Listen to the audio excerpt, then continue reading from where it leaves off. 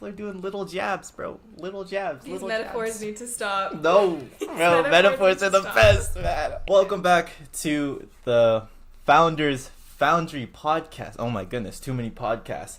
This is a continuation from last week's conversation. So if you haven't listened to the last two, what are you doing? You're gonna see spoilers, man. Get back there, listen in, and then enjoy this one. Let's go. Let's talk about the Maslow hierarchy of needs, because I liked that you put it in there. Marketing loves this shit. We I know. Every single class. Oh my goodness. Yeah. I have not been in a marketing class that they haven't brought up this diagram. It's applicable to a lot of different things. It is. This guy actually works on quite a few things in psychology. I don't know why everyone only cares about this one thing, but hey man, you know how it is. Go ahead and talk about what you think the most important level is for somebody who is an entrepreneur, a founder. What do you think they should focus on the most? Okay. So we were kind of talking about before how when you can insert your personal beliefs, morality, goals, creativity into like your personal like self, in that sense, into your business self, how it can really exponentially improve your business and your sales and just your personal motivation in your business life. So in that sense, you are taking the top tier in Maslow's hierarchy of needs, which is self-actualization. And once you start doing that, it kind of perpetuates itself and it motivates itself to just continue on that path. So kind of the four bottom tiers of the pyramid would be the deficiency needs, right? So people are motivated to fulfill these needs when they aren't met. And you can do it on like a spectrum kind of. So when the bottom one is met, then you go to the next one, kind of like that in order. So yeah, in that sense, you're motivated when they aren't met. So this actually relates to what you were saying before. Your motivation comes by a lack of something. So when you don't have something, you're motivated to achieve that thing. So before you can get to really that top tier of like, having all these things and feeling that sense of fulfillment at the top tier, you have to fulfill all these bottom rungs first. So I feel like in that sense, you're motivated by the lack of, I think it would be the fourth rung there, which would be self-esteem, in order to like respect where you were and respect like your personal environment that you had through your material belongings. In that example, through a lack of that, you were motivated to finish that. And the top rung, the fifth tier, which is self-actualization, motivation for this one is generated from a desire to reach it, not a lack of it. So in my sense, I was motivated by the potential of reaching this goal. And once I had a taste of it, I was further motivated to pursue it further. So in that sense, it was a growth or being need. So I was motivated from a desire to reach it, not a lack of it, right? You would say that you should not start entrepreneurship. You shouldn't be a founder if you are lacking inside of like these four. Not necessarily. I think that when you're starting out, motivation absolutely is important. But you need to complete the bottom rung, so you need to complete the basic lack of physical things that you have before you can fully feel fulfilled in your business. So you need to know how to make a product. You need to know how to market it. You need to know how to sell it to people, right? You need to know how to communicate with people. So you do need those hard skills before you can really reach that top level. I think it's interesting because like even like we inside of the Western world, at least actually that's digression, but not actually a lot of people have like those like bottom ones, but let's say if you're entrepreneurship, chances are you probably have food and water. But when we look at something like employment, like a lot of people like start businesses because they're like so tired of not having a job, and they're like, I'll just make my own job. You know what I mean? But like you said, like that leads to a lot of psychological burden, let's say. And I guess the less of these that you have when you start, just adds on to how difficult the venture might be, right?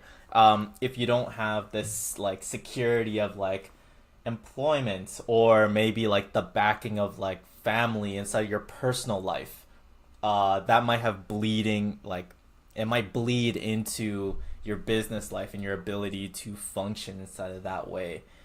People can have super good intentions. Like there's entrepreneurs that I've known that have everything, like their everything is their intentions, and they don't know anything else. They just lead with their heart, essentially. So they have all of this well-meaning to them and to their motivation and their goals, their business goals. And they go into it, they dive into it head first. And that's great. You need that motivation, of course, absolutely. But if you are lacking in any of the other aspects that are the basis to initially starting this up, you're going to have to go, if you're lacking in any of those areas, you're going to have to go back to those areas eventually and fix that before you can fully have that thriving business model. Like, if something is lacking in a bottom rung, if you don't have that, like, security, that financial security in, like, the second rung there, the safety and security one, you're gonna have to go back to that eventually. You need some type of funding. Like, you need brand. Good intentions will only get you so far, right? Yeah, exactly.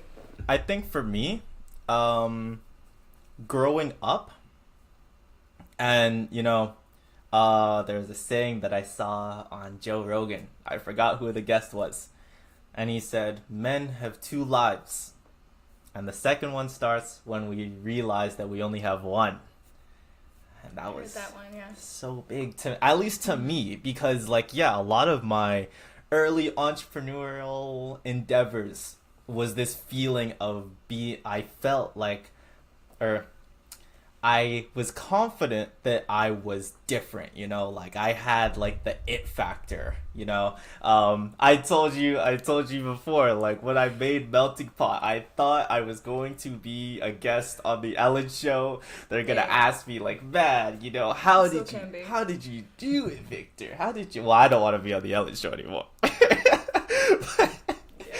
So I thought everyone's gonna ask me, newspapers, all these publications, like, how did you make your reselling thrifted clothing business so successful? And I really thought that. I remember, I think it was the 10th grade. Close. Honestly, I was this close. Mm. I remember 10th grade. I was telling Bevan, I'm like, Bevan, like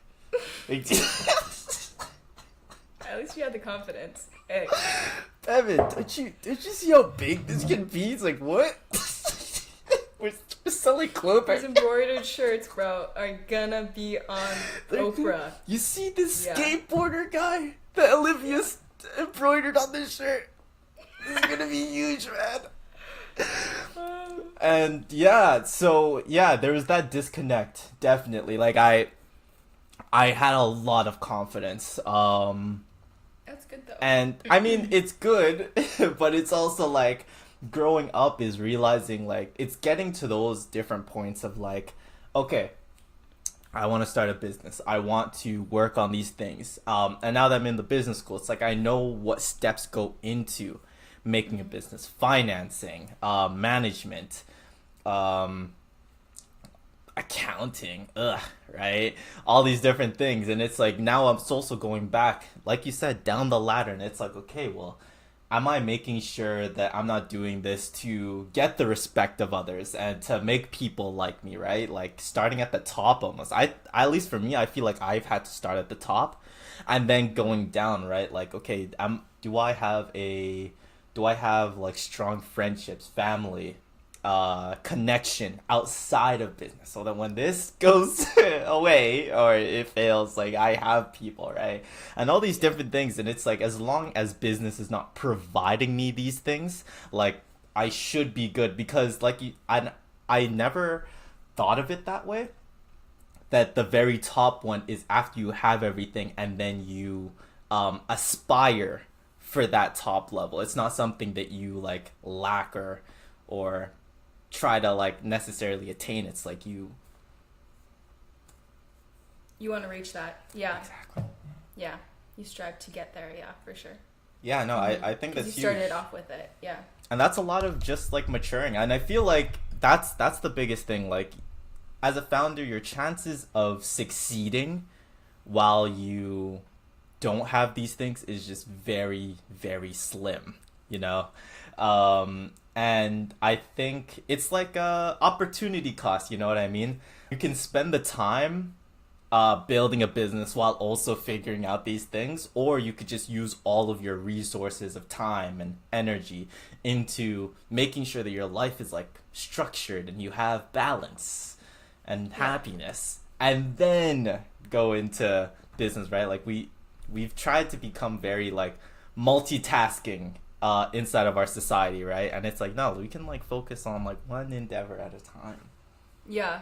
And especially if you don't have those like 4 bottom rungs fulfilled in like your personal life, that's when you feel like you need to separate them so much as well. You know what I mean?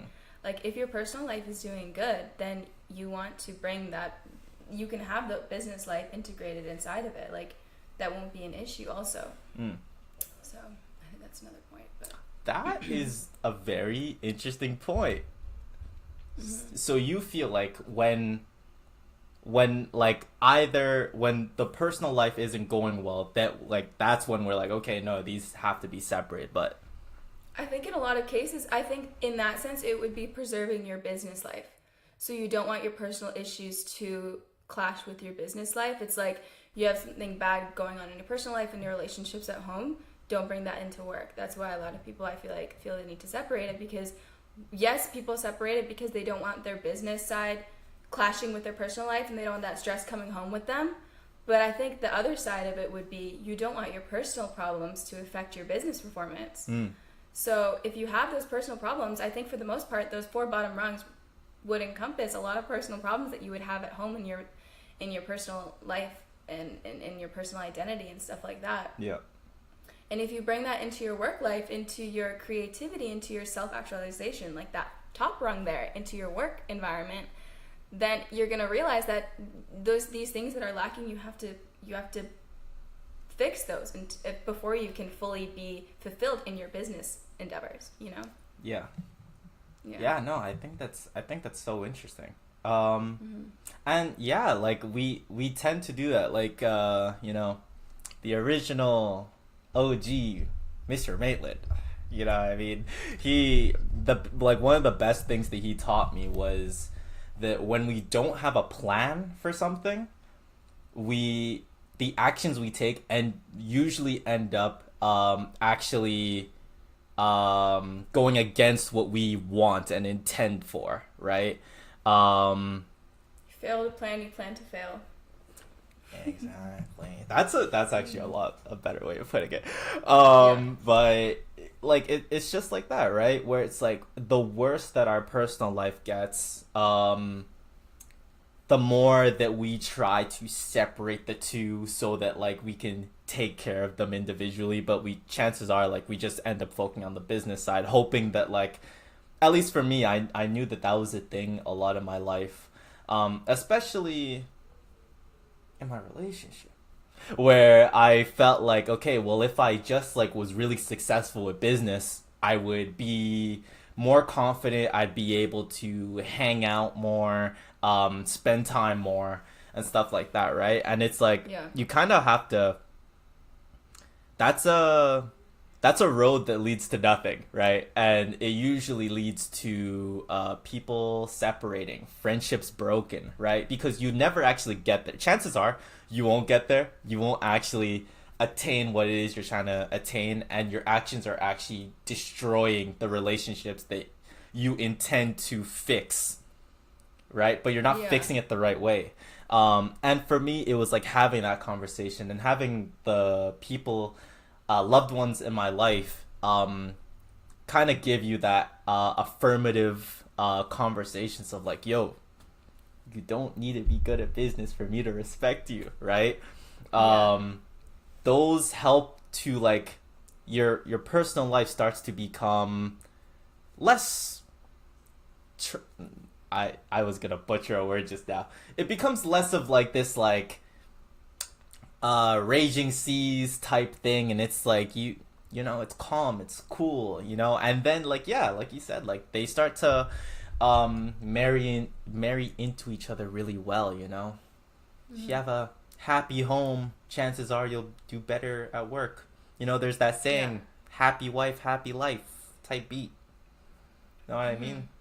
Yeah. Oh, I think it's also, though, good to recognize that, like, it's always going to be an upward trajectory. Like, you're never going to, I mean, maybe people feel like they have, but I feel like you're never going to get to the point where you're like, yeah, I've made it. Like, I'm at the top. I'm, like, this is the best I'll ever get. Yeah. Like, it's always an upward trajectory of, okay, how can I improve myself now?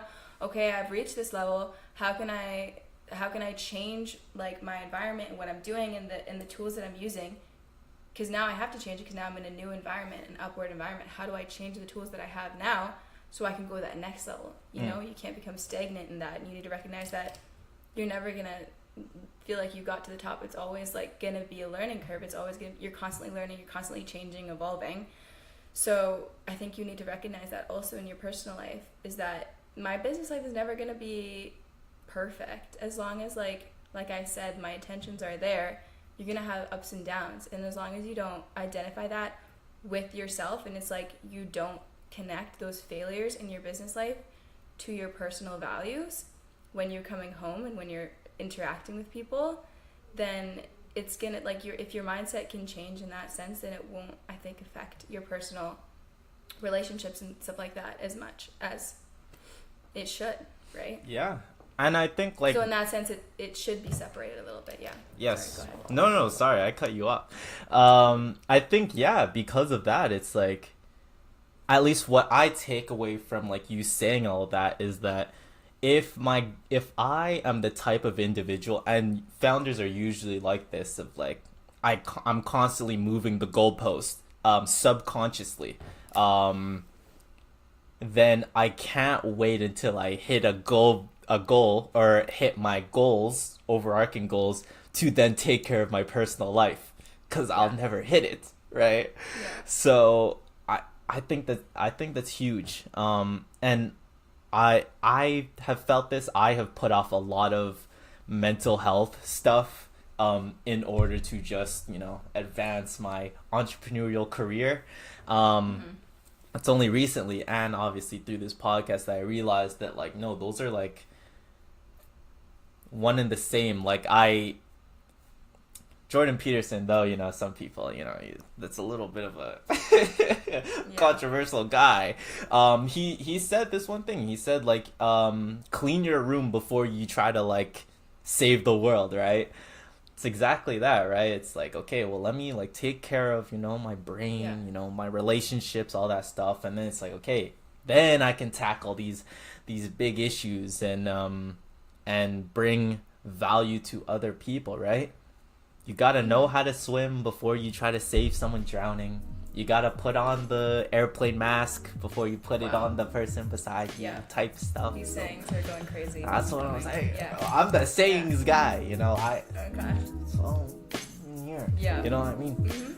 Okay, so what would you say, out of all of this, what is your big advice to somebody, you know, they're young, they're around our age. I won't say what our age is. They're around our age, and they're like, man, Olivia, I'm trying to start this entrepreneurial idea that I have. I've had it for a while, and you know what? I'm just ready to start it, man. I'm hungry. I work hard. No one works harder than me. No one's more positive than me, bro. You know, I have it. I have the it factor. You're looking at this kid and you're like, hold on. What's your advice to him? I would say, first of all, your motivation is there. Your work ethic is there. You're halfway there with your intentions. I would say since he already has that positive mindset, as long as he continues to link that confidence to his passions and to his moral beliefs and his goals, he continues with that upward trajectory. That's so important. But also, in that sense, this guy is at the top rung, it seems like. He needs to make sure, I would say, my advice to him would be to make sure that you have your basic needs met, your personal needs, the 4 bottom rungs on the hierarchy there. So, let's see, how could I word this in a simple way? I would say keep that motivation, keep that passion, because that'll drive your confidence. As long as you have that backing your business endeavors, then that will seep through in the way that you perform your business. But also make sure that you have the basic needs met in your personal life and in your business life. That would be my advice. Nice. If that makes sense. Fantastic. Yeah. You know what my advice is? I'm looking at little Timmy. I'm about to be like, hey, man. That's great. That's fantastic. But the biggest steak doesn't go to the hungriest dog, man. It doesn't. Okay. I spent I spent a lot of my entrepreneurial life taking huge bets, you know what I mean? Like, if I had $100 from coaching at Pace, all of that's going into the business, right? No. Like, I was making... Not the Pace coaching. The Pace coaching, man. Like, oh my goodness. I did, 3-4 different sessions just to, boom, melting pot. Gone. It melted in the pot. Melted. Yeah. Gone. But, that's the, stop making big swings. You watch boxing, and people are doing little jabs, bro. Little jabs. These little metaphors jabs. need to stop. No, bro, metaphors are the best, man. Little jabs, Okay. and then when you see the openings, boom, uppercut. You know what I'm saying? Yeah. So I think what you're basically saying is make sure that your personal life and your personal value and identity is built up before you can work on your business. Exactly, identity. man. The biggest tower used to be one brick. I don't even know what that means. Nah, Anyways, you know what it means yeah. deep down. Inside your brain, you know what it means. It used to be one brick, and you take one brick, and then you make 2 bricks, and then 2 becomes 3, 3 becomes 4, and after 5 years, you have a skyscraper. But you don't see the little bricks, you just see a big ass building. You know what I mean? Same way, man. All your biggest influences, step by step, it was a process, right? So that's what I'm learning. I'm learning to take it slow, one episode at a time, one podcast at a time, one client at a time, one day at a time, one shift at a time, and all of those experiences, connections, learnings, they will culminate into the amazing entrepreneur, founder, CEO guy that will be Victor in 10 years. Yeah. Oh, but because we're talking to the little kid, it will be you. Yeah. Mm-hmm. I almost forgot that this is about Little Timmy. Little Timmy's still listening. He's been waiting. He's been waiting. He's like, all these damn metaphors. What is this guy saying right now? Where are we going with this? I thought you were my pace coach, bro. What's going on? It's just yapping. Came here for basketball. Yeah. So let's see if we can hone this down to a couple of sentences. I think that me and you. No, I'm not putting mine into a couple sentences. Okay. They need all of that. All Okay. 5 metaphors. Little Timmy has to wait and listen. Gotcha. Yes. Yeah. For me, if I could summarize it, I think I tried to do this already, but hearing what you have to say as well, I think it depends on what your motivation is to start off with. I think that for me, I struggled with integrating the two. I separated them too much. So if you're too far in that spectrum, my advice would be think about what your motivation is in your personal life and find a way to integrate that into your business life, because that will exponentially increase your business to life, and it will make it less of a job for you and less exhausting at the end of the day, because you're still being yourself. But from your perspective, you have an issue with integrating them too much. So what would be your one-liner for that advice if we were to summarize it? Yeah, I mean, like, no metaphor included. Yes, no metaphors. I'd say, man, how would I'm trying to put it, because for me, it's like, it's been other people who have had to tell me things, and then I'm like, oh my goodness, yes, you're so right. So I'm trying to like remember like what I've been told. But I think the biggest thing is like, if you work on the self, like no one can take that away from you, right? Someone can always take away your business. Someone can always take away your job, or, you know, all that stuff, but no one can take away who you are, right? The passion that you have. So work on what can't be taken from you, right?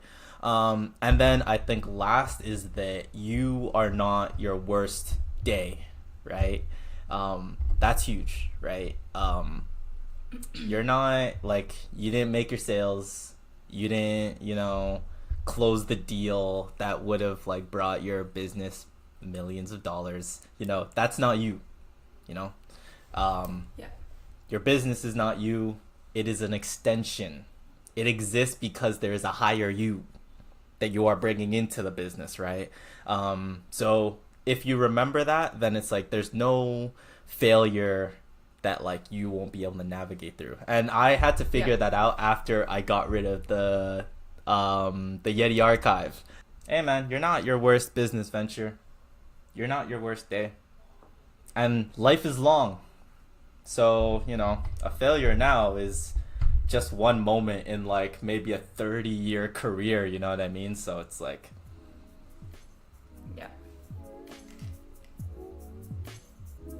that's good so points. Real. All good points. That's so real. Jimmy tuned out a long time ago. I think he's got it.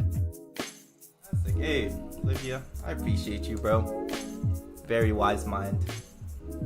Olivia would also like everybody to know that we're not professionals. So if none of this works out, don't contact us. Yeah, just to preface, we're speaking from personal experience. We have a lot of business experience, and we're both in school for different arenas. I'm more in the social work psychology side of things. He's more in the business side of things. So we're just speaking from what we've learned. We're not certified professionals. Don't quote us. Go talk to a professional. Unless you want to, but hey, talk to your therapist and buy a mat. Either one. If you're thinking about getting therapy, buy a mat first, see how you feel, wrap yourself in it. I guarantee it'll make you feel better.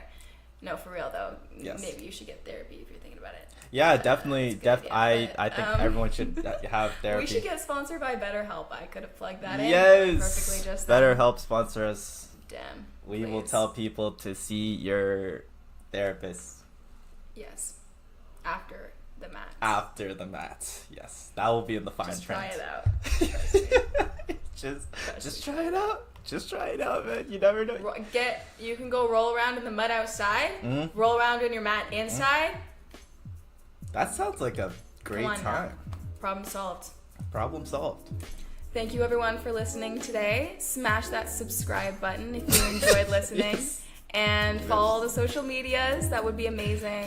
Follow on whatever podcast platform you're listening through. And head over to Spotify in order to join in on the Q&A conversations that are happening over there, man. Get in there. All of your peers are putting in their comments. That's what I'm saying. Let's hear it. Anyways, it was great to have you guys, and make sure you tune in to the next episode whenever it is that comes through. Peace.